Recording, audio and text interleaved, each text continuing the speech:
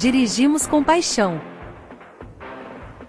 Mas infelizmente, ir para as ruas é uma caixinha de surpresa. Você sabia que no Brasil tem cerca de 72 acidentes de carro por hora? E se acontecer com você? Nós estamos aqui para te ajudar. Tem em mãos o aplicativo da Bateu, resolveu. Iremos te guiar na coleta de provas através do aplicativo. Receba de forma gratuita em até 24 horas a resposta se você foi o causador ou a vítima do acidente.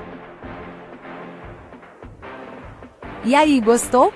Baixe agora mesmo o aplicativo Bateu Resolveu. Conte conosco.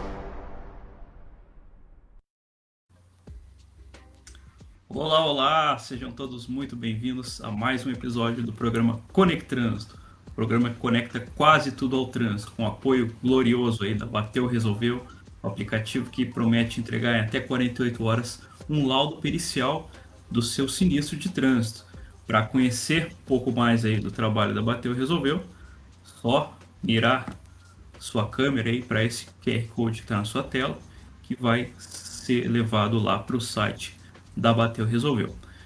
Para você que ainda não me conhece, meu nome é Rodrigo Vargas de Souza, sou apresentador do Conectrânsito e o mantenedor do canal Rodrigo Vargas Psicologia e Trânsito. Quer conhecer um pouco mais do meu trabalho? Ficou curioso? Passa lá no site, conhece essas duas obras aí que você está vendo na sua tela. O primeiro é o efeito Transformers em Trânsito, que é um ensaio sobre a humanização da máquina e a mecanização do humano. Você pode também escanear esse QR Code aí, vai ser levado direto para a página do livro. E o segundo e mais recente aí é o livro A Indústria, onde eu trago algumas percepções enquanto agente de fiscalização de trânsito, né? Enquanto fiscalizava aí, conto algumas histórias aí do nosso dia a dia aí dos agentes de fiscalização de trânsito, certo? Para você que ficar conosco até o final do programa, eu vou estar liberando um QR Code com um combo para você estar adquirindo essas duas obras, tá? O Efeito Transformers em Trânsito e A Indústria, com um super desconto. Então fica ligado aí, segue conosco até o final do programa, que tem promoção por aí, certo? Enquanto o nosso convidado vai chegando aí, tá com os probleminhas técnicos aí, daqui a pouquinho ele está na área. Quero convidar para você que já assistiu aí, conheceu o trabalho, um pouquinho do trabalho da Bateu Resolveu, conhecer um outro apoiador nosso aqui do programa, que é a Filos Editora. Filos Editora, editora pela qual eu publiquei meus 2 livros, né? Então, se você também gosta de escrever, tem um sonho aí de fazer sua publicação, tem um projeto aí engavetado, não feche negócio com nenhuma outra editora sem antes conhecer o trabalho da Filos Editora. Dá uma olhadinha aí. A Filos Editora é uma editora independente, um selo editorial independente. Estamos atuando por volta de 4 anos e meio no mercado literário, auxiliando novos autores a se lançarem e produzindo livros físicos a baixo custo. A nossa sede editorial fica em Cerqueira César, onde eu moro, uma cidadezinha no interior do estado de São Paulo, e nossa sede gráfica fica em São Paulo, aqui mesmo, na capital devido à logística, mas entregamos para o Brasil todo, inclusive para países de fora, como Angola, Portugal, Espanha e assim por diante. Filos, projetando pensamentos. Tá aí então a Filos Editora, Projetando Pensamentos, outra grande apoiadora aí do programa. E para você entrar em contato aí com a Filos também, basta escanear esse QR Code aí que tá no cantinho da tela, vai ser levado para o site da Filos. Mas se você gosta de escrever, tem o sonho de publicar, mas não tem material suficiente para publicar um livro, convido você então para entrar, se inscrever nesse concurso que eu estou promovendo aí, concurso literário Crônicas da Imobilidade. Esse concurso onde os 20 melhores textos farão parte de uma antologia inédita aí na área do trânsito, vão ser publicados, provavelmente início de 2024, vão estar sendo publicados, certo? Então, vou deixar o QR Code aí na tela também, para você que tiver curiosidade de saber um pouco mais, se quiser participar, só escanear aí esse QR Code e correr lá no site para participar. São diversos prêmios aí, além de prêmios em dinheiro. Tem também serviços, cursos gratuitos. Você vai poder estar fazendo parte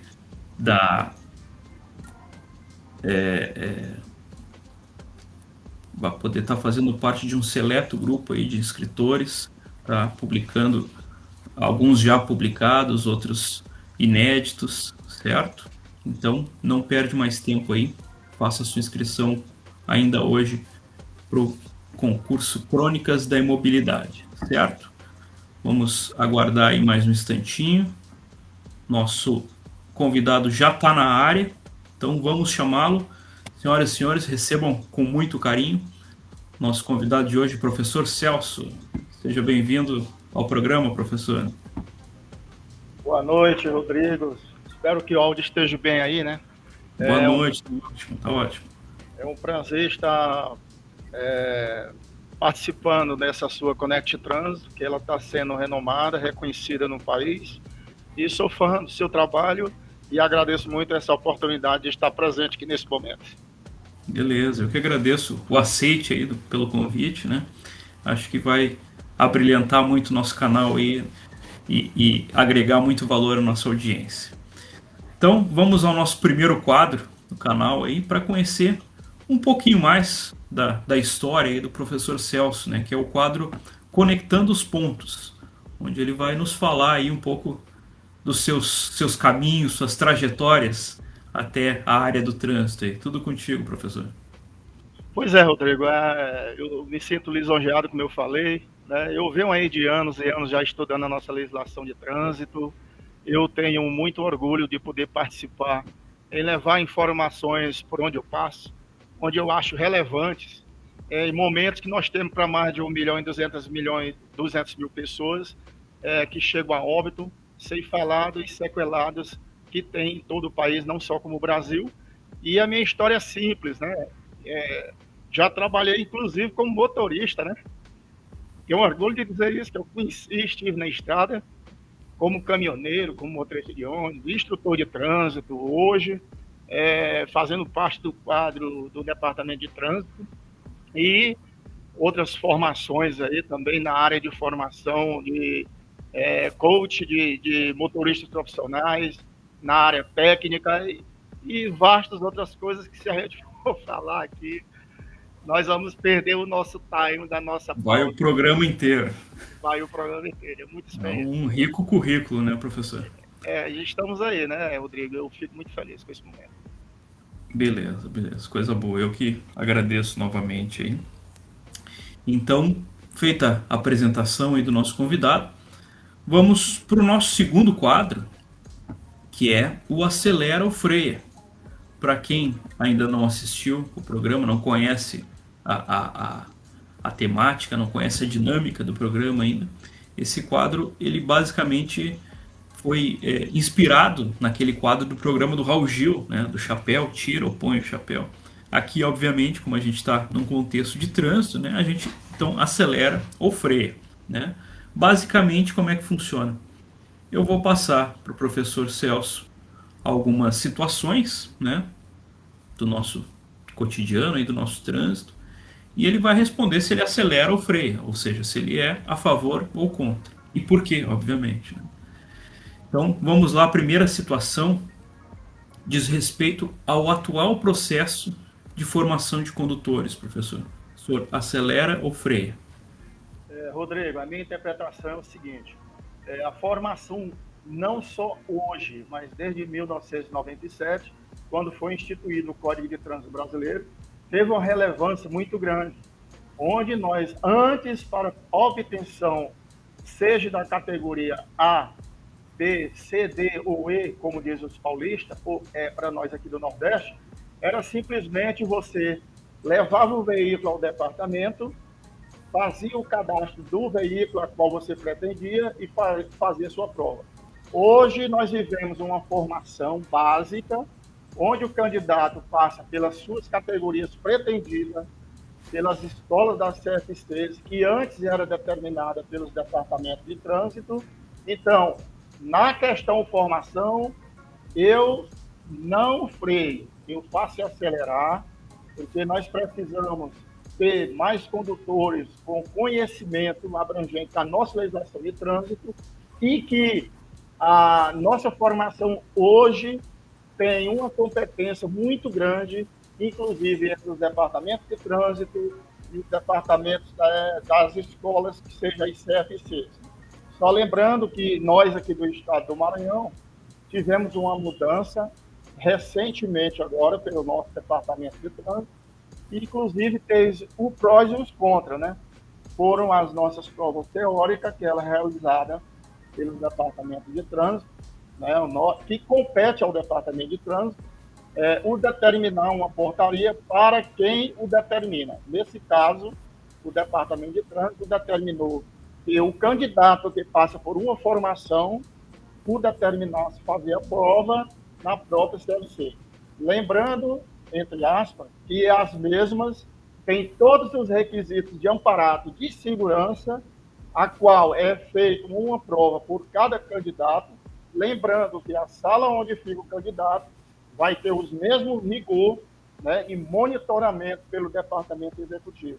Então, mais um exemplo que eu continuo, né, sem frear, e nós temos mais que acelerar, modernizar e termos mais segurança para os nossos condutores, inclusive de categoria A, onde os maiores números de mortes é de 0 a 10, entre cada 10 acidentes, tem 8 acidentes com motociclista. Eu acho que mais adiante a gente tem uma pergunta aqui de um ouvinte exatamente sobre isso, mas eu concordo perfeitamente com o senhor. Acho que o processo de formação, ainda que não seja o ideal, ele hoje é muito melhor do que já foi um dia, né? Claro que a gente tem sempre coisas a melhorar, né, a aprimorar, mas acho que sim, é um processo importantíssimo e qualificou muito o nosso trânsito, né, nos últimos 25 anos, aí, com certeza.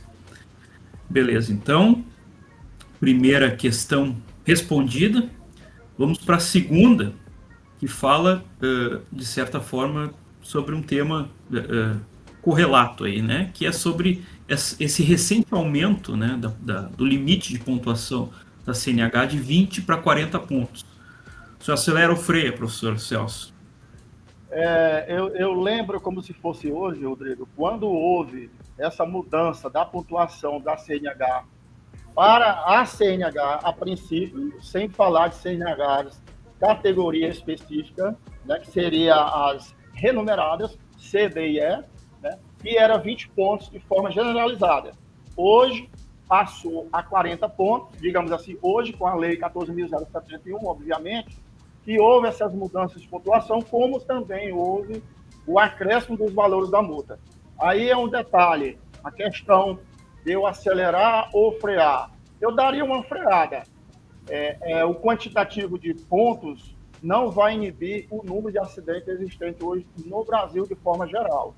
O que acontece é o seguinte, essa quantidade de pontos, que veio 40 pontos para a CNH, veio justamente para confortar a vida dos caminhoneiros e motoristas profissionais, seja ele categoria renombrada Uber, que eu faço transporte como também taxista, traz aquele benefício, aquele conforto, porque já excluía um profissional de determinado segmento.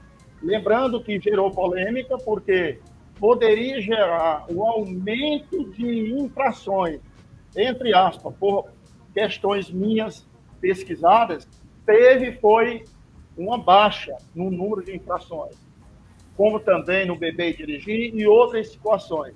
Então, eu acelero e está nos meus pontos de vista. Eu lembro que houve, ainda hoje, né, há muitas pessoas que justificam, né, esse aumento pela maior exposição que o profissional tem, né, pelo maior tempo de exposição. Mas eu acho que deveria ser justamente o contrário, né? Se esse profissional, né, ele é profissional de fato, né, ele deveria ter uma redução, né, ele deveria ter uma pontuação mais rigorosa do que o outro profissional, o outro motorista que não é profissional, né, o motorista leigo, por assim dizer, né? Independente do tempo que ele passa na rua, né, exposto ou não ao trânsito. Deveria ser mais rigoroso, do meu ponto de vista, né? O rigor, por si só, a gente falando de segmento profissional, como eu tenho na pele, passei por isso aí, é muito rigoroso. Hoje é rigoroso. O que acontece é o seguinte, é comportamental, ou seja, e cultural, por alguns condutores infringirem as leis e conduções negligentes, gerando imprudências no nosso trânsito. Nós temos aí, Rodrigo, hoje, quando você tira a sua primeira habilitação com seus 18 anos de idade, dentro dos requisitos exigidos pelo CONTRAN, pelo Código de Trânsito Brasileiro, dos 18 anos, você com 20 anos, você já tira uma categoria aí, com 1 ano de PPD, você tira B. Entre 21 anos, você já pode tirar o segmento profissional. Quando você chega a conduzir um ônibus hoje, rodoviário, você já tem seus 25 anos. Por todo um trâmite de formação, onde você vai para instituições de credibilidade, digamos aí, de passagem, a nível nacional, pela CNT, pelo CERT-SENAT, onde tem vários cursos, vários treinamentos, várias entregação, justamente para colocar melhores condutores, principalmente de segmento profissional, em rodovias. Beleza. Né? Vamos para o último ponto aqui desse quadro, que é um ponto um tanto quanto polêmico. Eu gosto sempre de trazer essa polêmica aos nossos convidados para saber a opinião deles, que diz respeito à automação veicular. A gente sabe que boa parte dos acidentes, ou melhor, dos sinistros de trânsito, né, são relacionados a fatores humanos, né? Então, em função disso, o senhor acelera ou freia a questão da automação veicular? Rodrigo, a questão da automação veicular, eu não chego a frear, né? Porque, como eu falei, a formação antecipada de um bom condutor, além do mais, tem várias instituições e vários profissionais que chegam até mesmo a reciclar, treinar e capacitar os nossos condutores. Eu continuo batendo martelo sobre a questão da prudência, da conduta, da formação e principalmente cultural. Rodrigo, quando eu falo em cultura, muitas pessoas estranham quando a gente fala cultura em trânsito. Eu tenho levado alguns estudos relacionados à Holanda. Você tem uma ideia, na Holanda, o centro da Holanda, em termos, a velocidade lá mínima no centro é 40 km. Se houver algum acidente, é feita toda uma simulação e lá bate o martelo justamente para não acontecer novamente. Então, nós temos algumas situações que é inversa, principalmente em termos do Brasil, que a gente pode considerar um ponto importantíssimo a ser relevado por especialistas credenciados a prestar esse serviço ao nosso Departamento de Trânsito, como, por exemplo, o Senatran e o CONTRAN, terem pensamentos positivos em relação a esse ponto e atitude. Porque aqui no Brasil não pode ficar aquela situação em que houve um acidente, chama o IML, chama os peritos e por aí se vai. Tem que ter um levantamento. E, além do mais, contextos em que você tocou no assunto, nós estamos em um mundo moderno de veículos tecnológicos que, dependendo ou não da cultura do próprio condutor, ele não vai ter o conhecimento necessário para a condução do próprio veículo que ele comprou. Lembrando que tem grandes profissionais a qual ele pode buscar e ter orientações na condução segura. Então, eu acelero. Beleza. Então, só lembrando que a gente falava isso em um episódio anterior aqui com outro convidado, né? Que mesmo países desenvolvidos, né, como Estados Unidos e outros países da Europa que já tem muito mais essa tecnologia muito mais desenvolvida que aqui, né? A gente ainda vê acidentes, né? Justamente por essa questão do mau uso, né? E imagine aqui, né, que a gente tem uma cultura bem diferente e também uma questão de infraestrutura, né, bem precária, né? Talvez a gente precise ainda melhorar muito nessa questão tanto de infraestrutura quanto cultural, né, para ver de fato esse tipo de tecnologia funcionando aqui no país. Inclusive, Rodrigo, aproveitando o ensejo, a questão da automação com relação à tecnologia, com relação de conservação ambiental, procedimentos de formação, ela vai não só influenciar, como também vai reduzir, além de contexto de danos ao meio ambiente, como também danos pessoais que talvez seja irreversível e também, quem sabe, com a redução de sinistros. Sem dúvida, sem dúvida. Eu creio bastante nisso. Embora seja psicólogo, sou muito ligado nessa questão tecnológica, né? Estou sempre lendo, pesquisando a respeito. Então, tenho muita fé, né? Embora minha fé na humanidade não seja lá essas coisas, né? Sou meio pessimista no que diz respeito a comportamento humano, justamente por conhecê-lo, né?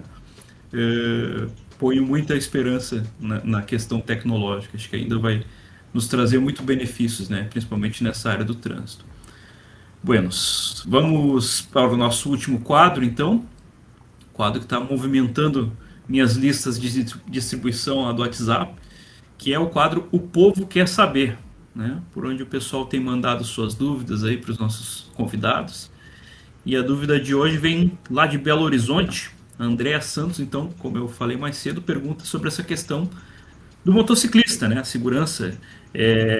Como realizar a formação de condutores da categoria A de forma mais eficiente e segura?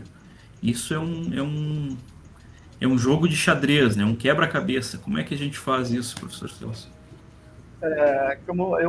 Eu falo sempre dos ambientes a qual me encontro. A nossa formação, ela tem os contextos fortes e fracos, né? Nós temos os fortes que nós procuramos colocar na formação dos nossos condutores, o que exige a nossa legislação de trânsito, dentro dos contextos da formação, a qual tem as disciplinas, tem as grades que os instrutores vão ter que passar para os formandos, tem aquela velha prova que ele vai fazer, tem que atingir a quantidade de pontos. Aí é onde eu digo, não basta. O que basta é o conteúdo em que você aprendeu em sala de aula, né, com respeito à nossa legislação de trânsito, às pessoas do seu professor, e seguir no dia a dia das vezes. Só assim nós teremos melhores condutores. Porque na minha profissão mesmo, que eu trabalho também como examinador de trânsito, a gente simplesmente, quando eu estou na prova de moto, eu observo um detalhe interessante. O instrutor leva o formando para fazer a prova, desce da moto junto com o aluno, identificou. No que o candidato faz a prova e é aprovado, claro, evidentemente, a gente exige todos os requisitos, como, por exemplo, viseiras, jogolar, né? E sair na pista e fazer todo o trajeto sem cometer infrações. Beleza, até aí tudo bem. Você está aprovada. No que diz aprovado, abraça o instrutor leva ele de volta, já sai com a viseira levantada e o instrutor também.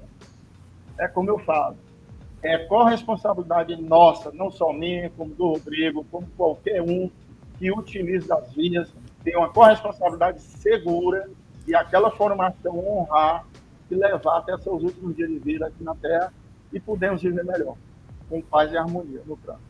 Mas eu lhe pergunto de forma prática, a gente sabe que o condutor de categoria A, hoje ele faz a sua formação num circuito indoor, né? Então, se ele não fizer uma outra categoria, não fizer a B, por exemplo, ou, enfim, qualquer outra, fizer só a A, ele não tem noção nenhuma de trânsito, né? Ele vai sair completamente verde, né, para esse trânsito.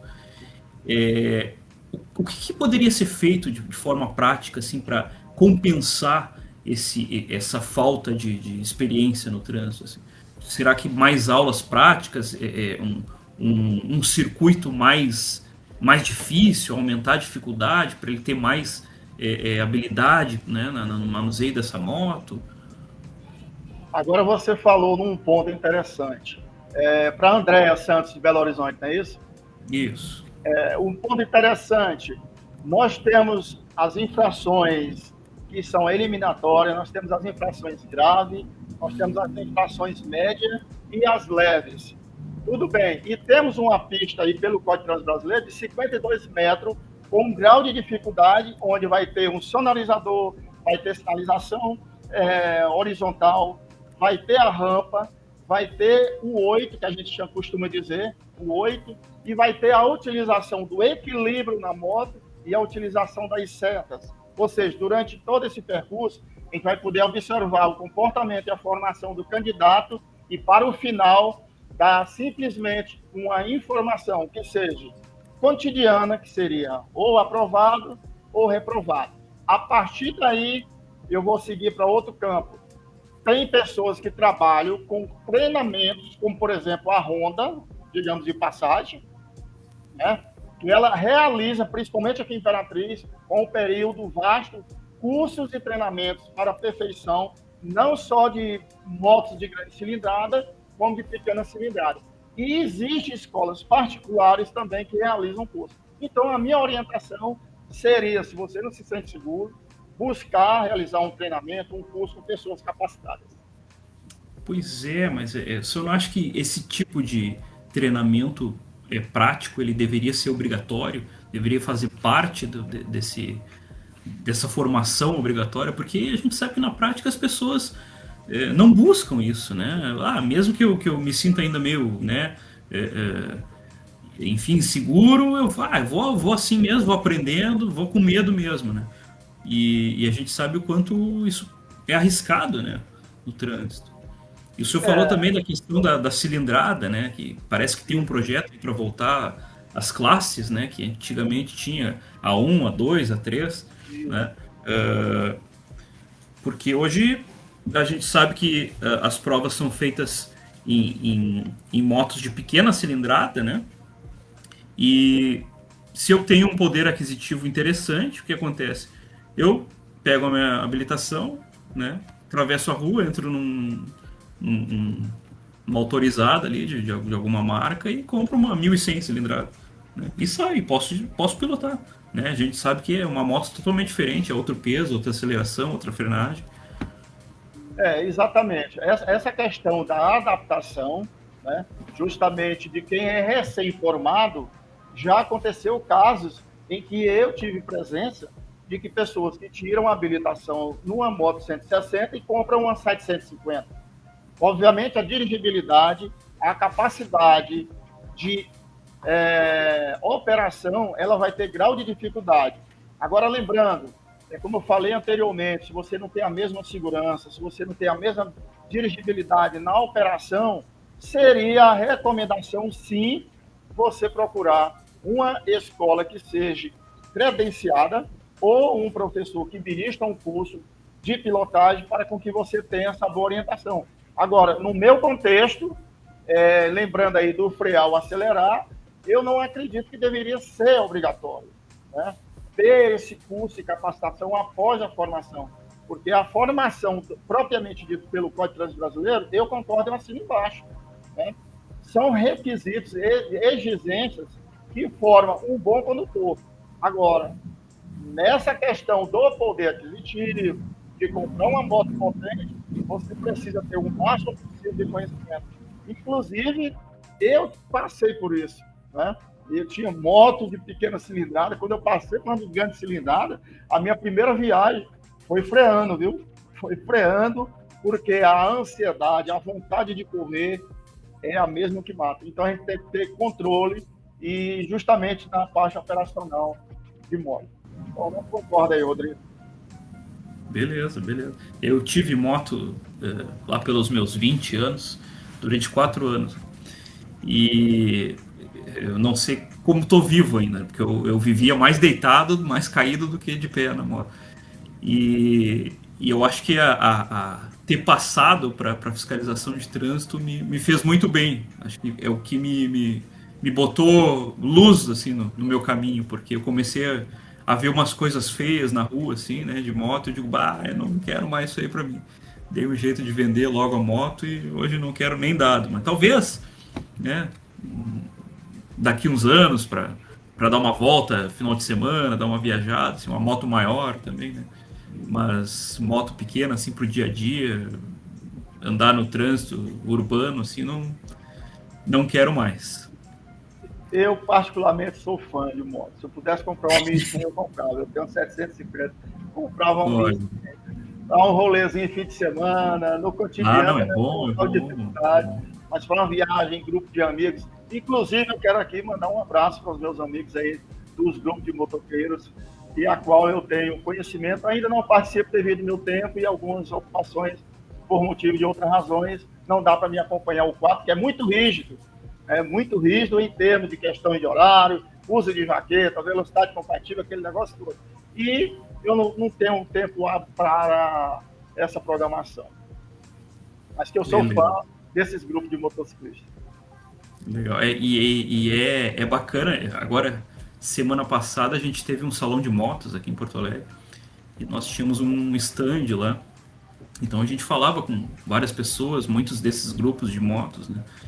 E a gente percebe uma preocupação muito grande, né, desse pessoal com a questão da segurança, né? Eles, inclusive, quando viajam, andam em formação, todos bem equipados, né? Todos os equipamentos de segurança e não ultrapassam, né, de forma nenhuma o limite de velocidade. Então é um pessoal assim que tem uma conduta exemplar, né? Eu admiro bastante também. Inclusive, Rodrigo, aproveitando o ensejo, né? Eu tenho conhecimento aqui com o presidente de dois grupos de motociclistas, além de ser rígido, correndo o risco de ser suspenso com essas negligências. Exato, né? Exatamente. Pilotar sem a jaqueta, pilotar sem o colete, pilotar alcoolizado, o excesso de velocidade, todos eles têm doutrina, né? E lembrando, tem gente que vê aí os motociclistas cabelão comprido, barbudão, cheio de brinco, tatuagem, e diz, ele é malandro, não, ele é... Cachorro louco, né? É um cidadão dos melhores que tem em moto, só são aventureiros e apaixonados por moto. Sem dúvida, sem dúvida. Com certeza. Bom, professor, mais uma vez agradeço imensamente sua participação. Infelizmente nosso tempo é curto, passa voando aqui, né? Tenho certeza que a gente teria assunto aí para o resto da noite, mas nosso tempo está chegando ao fim já. Então deixa para a nossa audiência aí suas considerações finais aí, por favor. As minhas considerações finais, primeiro um abração para a André, que mandou uma pergunta top para você que me convidou, e quem gostou dessa entrevista, dessa live com o Rodrigo, meu amigo Vargas aí de Porto Alegre, eu aqui de Imperatriz Maranhão. Estou com o meu canal Trânsito e Seguro, que eu costumo dizer que é o canal com papo de trânsito. É um canal onde se aprende com simplicidade, né, sem denegrir os trabalhos dos demais. Inclusive, eu queria aproveitar aqui o ensejo e mandar um abraço aí para o meu xará, Celso Maranhão, Carlão, e outros aí, Ronaldo, e outros aí que eu não me recordo no momento o nome. Sucesso para nós nessa vida dura de informar e doutrinar os nossos condutores. Só fera, todos que tiveram aqui no programa já. Inclusive, Celso Maranhão, professor Carlão, Ronaldo Cardoso, todos. Eu espero que esteja prestigiaram, né?